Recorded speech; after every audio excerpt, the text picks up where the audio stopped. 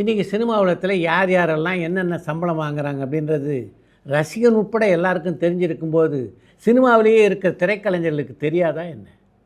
சிம்புவுக்கு பின்னாலே இந்த சினிமா உலகில் அடியெடுத்து வைத்த பல கலைஞர்கள் சிம்புவுடைய சம்பளத்தை சர்வசாதாரணமாக தாண்டி இருக்கிறாள் அப்படின்றதெல்லாம் உண்மையான விஷயந்தான். ஆனால் அதெல்லாம் எதனால் நடந்தது அப்படின்றத சிம்பு யோசிக்கணும். அந்த நடிகர்கள் கொடுத்த தொடர் வெற்றிகள் பெற்று தந்தது அது. சினிமா உலகத்தை பொறுத்த வரைக்கும் கதாநாயகர்கள், இயக்குனர் உட்பட சினிமாவிலே பணியாற்றுகின்ற எல்லோருடைய இடத்தையும் ஊதியத்தையும் தீர்மானிப்பது அவருடைய திறமை மட்டும் இல்லை. அதில் அவருடைய திரைப்படங்களுடைய வெற்றி இருக்க அதுக்கு மிகப்பெரிய பங்கு இருக்கிறது.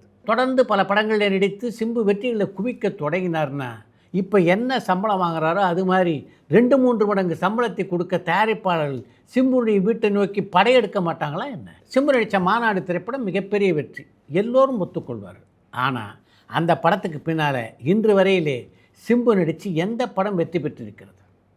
அப்படிப்பட்ட சூழ்நிலையில் மாநாடு திரைப்படத்துக்கு என்ன சம்பளம் வாங்கினாரோ அதை போல் பல மடங்கு சம்பளத்தை சிம்பு கேட்டால் தயாரிப்பாளர்களால் எப்படி கொடுக்க முடியும்? அதை பற்றி சிம்புவோ அவரை சார்ந்தவர்களோ யோசிக்க வேணாமா? சிம்புடைய வெற்றி பயணத்துக்கு தடையாக இருப்பது சம்பள பிரச்சனை தான் அப்படின்னு தெரியும் போது அந்த தடைக்கல்லை தாண்டுவதற்குள்ள சிம்புவும் அவரை சார்ந்தவர்களும் முயற்சி பண்ணணும். அதையே செய்ய மாட்டேங்கிறாங்க அப்படின்னு தான் தெரியல. சிம்பு அசராதவர், அன்பானவர், ஆனால் அடங்காதவர் இல்லை.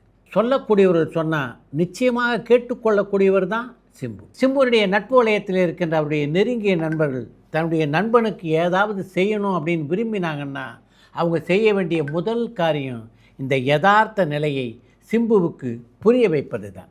சிம்புவுடைய தந்தையான டி ராஜேந்தர் சகலகலா வல்லவர்.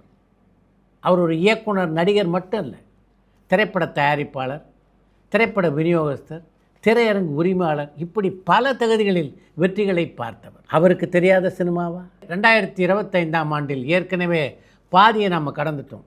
இன்னும் மீதம் இருப்பது 6 மாதங்கள் தான். இந்த 6 மாதத்துக்குள் ஒரு மிகப்பெரிய வெற்றியை சிம்பு கொடுக்கணும். அதுக்கான முயற்சியை தான் சிம்புவை சேர்ந்தவர்களும் சிம்புவுடைய தந்தையான டி ராஜேந்தரும் எடுத்துக்கொள்ள வேண்டும். நீங்கள் கேட்குற சம்பளத்தை மற்ற தயாரிப்பாளர் கொடுக்க மறுக்கிறாள் அப்படின்னு உங்களுக்கு தோணுதா? அப்படி உங்களுக்கு தோணினா ஒரு நல்ல இயக்குனரை விட்டு நீங்களே ஒரு சொந்த படத்தை தயாரிங்க. உங்களுக்கு இல்லாத வசதியா? ஒரு வெற்றி படத்திலே சிம்புவுடைய திறமையை நீங்கள் நிரூபிச்சிங்கன்னா நிச்சயமாக நீங்கள் கேட்குற சம்பளத்தை இல்லை, அதற்கு மேலேயே தருவதற்கு பல தயாரிப்பாளர்கள் தயாராக இருக்கிறார்கள். உங்கள் வீட்டு வாசலில் நிச்சயமாக க்யூவில் நிற்பாங்க. சிம்புவுக்கு நான் சொல்ல விரும்புகிறது ஒரே ஒரு அட்வைஸ் தான். விழித்து கொள்ளுங்கள் சிம்பு, ப்ளீஸ்.